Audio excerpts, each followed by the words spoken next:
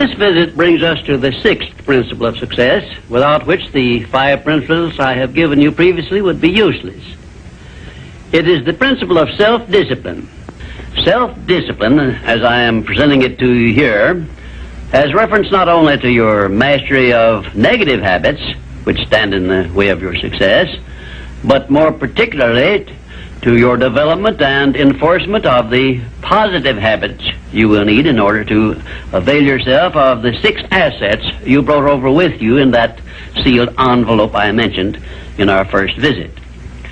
Now let me give you a list of the more important things over which you will have to exercise self-discipline before you can embrace and use the great master key to riches. 1, you will have to gain mastery over your tongue by acquiring the habit of thinking first and then speaking after you are sure that what you say will benefit you and not injure others. A loose tongue often is one's greatest liability. 2, you will have to exercise self-discipline in mastering the common tendency to strike back at those at whom you have a cause, real or imaginary, for a grievance. You must remember that everything you do to or for another, you do to or for yourself, because your every thought and every act which benefits or injures another person comes back to you in kind, greatly multiplied. So, if you feel that you must slander another person, do not speak it, but write it. Write it in the sands near the water's edge, then move away from it until the tides have flown. 3, you will have to exercise self-discipline over all of your emotions, particularly your emotions of love, hate, fear, and sex. These are the big 4 of your emotions, and they can make you or break you according to the extent of discipline you exercise over them. 4, your mental attitude needs discipline and control at all times. Lacking this discipline, it can, and it often does, drive away friends, destroy opportunities to get ahead, brings on physical and mental illness, develops stomach ulcers, and makes peace of mind impossible. 5, I have reserved the emotion of sex for special mention, because failure to exercise self-discipline over this emotion probably heads the list of all the causes of personal failure. The emotion of sex is the most powerful of all emotions, and it is nature's great creative instrument with which all species of living things are perpetuated. The proper means of self-discipline of the emotion of sex is transmutation, the control and direction of this great emotional feeling toward the attainment of worthy purposes, such as the fulfillment of one's major purpose in life. The great leaders, artists, orators, industrialists, and professional people have learned the art of sex transmutation through the proper system of self-discipline.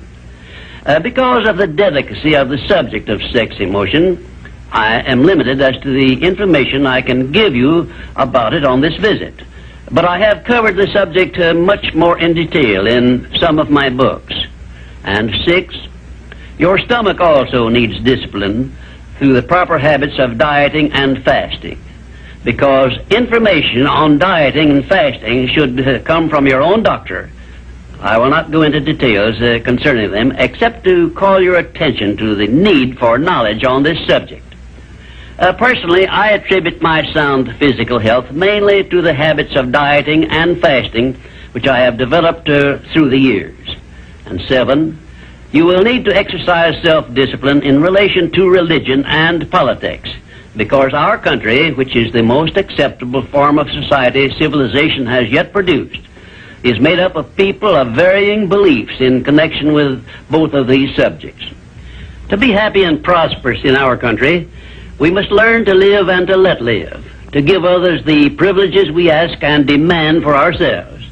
And this often calls for strict discipline over self. 8, but I have reserved until the last my reference to the most important circumstances over which you must exercise the strictest of self-discipline if you are to embrace and use the great master key to riches.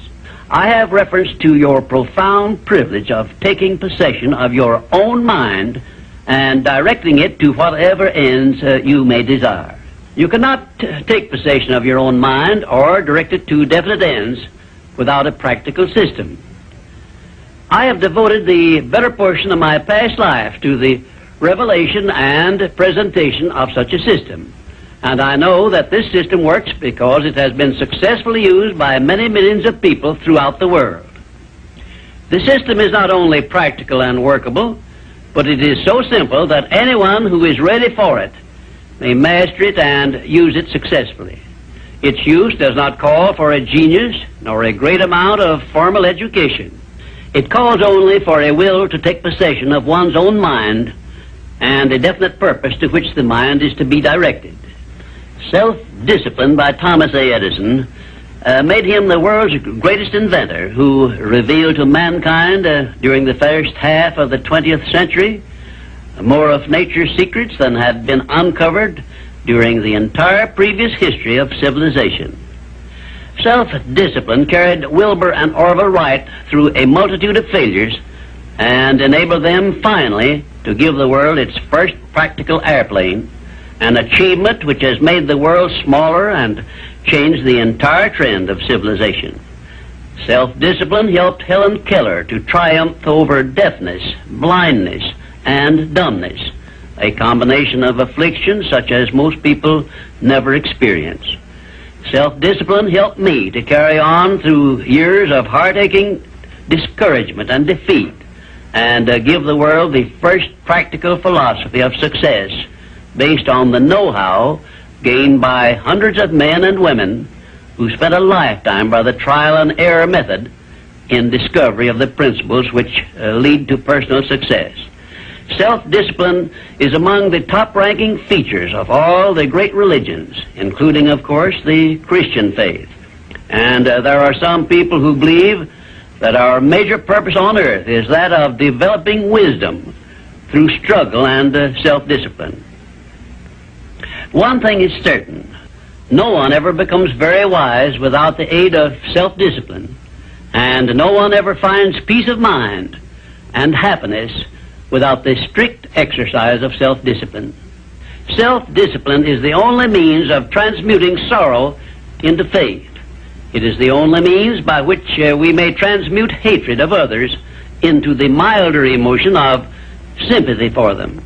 It is the only means by which we may reveal and profit by the seed of an equivalent benefit which comes with every adversity and every defeat. It is the only means by which we may shut out of our minds the deadly effects of past experiences of suffering and unpleasantness. And it is the means by which we may discover that other self we carry around with us, that self which has great capacity for belief and does not become influenced by failure and defeat. Self-discipline can give us freedom from the fear of death, the most difficult to master of all of our fears. It can free us from the disease of hypochondria, the fear of imaginary illness with which so many people suffer and sometimes die.